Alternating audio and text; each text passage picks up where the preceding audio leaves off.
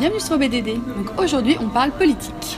Exactement, donc l'investiture de Donald Trump à Washington en fin janvier a bel et bien signé la fin du mandat Obama. Et avec ça, le début de vacances bien méritées à Palm Springs.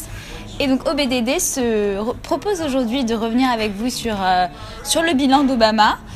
Et bien sûr parce que pour commenter ces années qui ont été malgré tout décevantes pour beaucoup d'observateurs. Ouais, c'est un peu un yes, we could have done better. Enfin, on peut peut-être commencer par un yes he did, parce que quand même, nombreuses de ces entreprises ont été couronnées de succès. Exactement. Déjà, en termes économiques, surtout quand aujourd'hui on compare à la zone euro. Donc les États-Unis sont sortis de la crise financière, ils ont renoué avec la croissance. Il a réussi à baisser le déficit de moitié par rapport à 2009. Une création de plus de 900 000 emplois, donc voilà, des entreprises quand même... Oui, c'est vrai, mais il y a aussi les working poor quand même. Voilà, donc c'est ça que il faut toujours nuancer parce que le marché du travail aux États-Unis est dual, c'est-à-dire que beaucoup de salariés, oui certes il y a peu de chômage, mais beaucoup d'employés cumulent des emplois, les salaires ne progressent pas rapidement, donc c'est à nuancer. Mais bon, une grande réussite quand même, c'est l'Obamacare. 20 millions d'Américains sont aujourd'hui couverts et la barre de non-assurés est tombée en dessous du seuil des 10%. D'accord, et outre toutes ces mesures concrètes, je pense aussi que les Américains vont aussi beaucoup regretter la maturité que pouvait dégager Obama. Exactement, et cette maturité s'est traduite dans les faits par des initiatives géopolitiques, ce qu'on appelle un changement de cap, le leading from behind, donc plus mature, la fin finalement d'un interventionnisme décomplexé, il est beaucoup plus dans le multilatéralisme, dans la coopération internationale.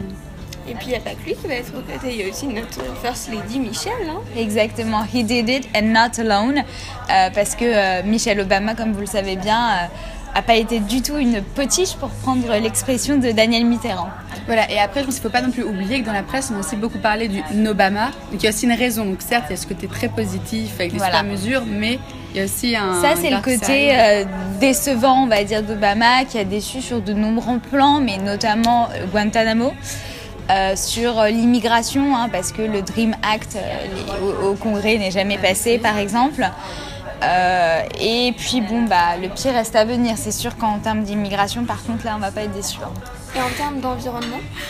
Alors là, pareil, donc les environnementalistes ont accueilli l'élection d'Obama comme une bouffée d'air frais, surtout après Bush.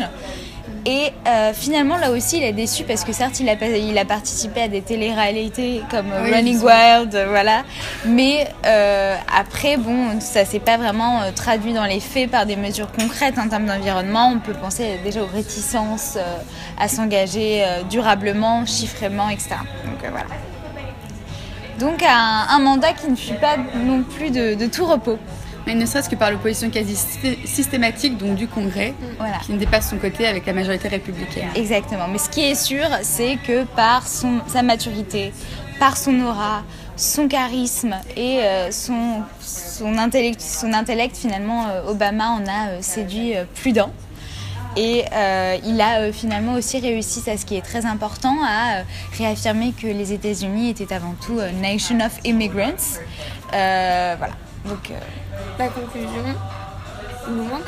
Il nous manque déjà, oui. Voilà, vous pouvez retrouver donc l'intégralité de l'article sur notre site internet en cliquant sur la description de cette vidéo. Allez, à plus les OBDD. À plus. Take me for a ride, I made up my mind like you.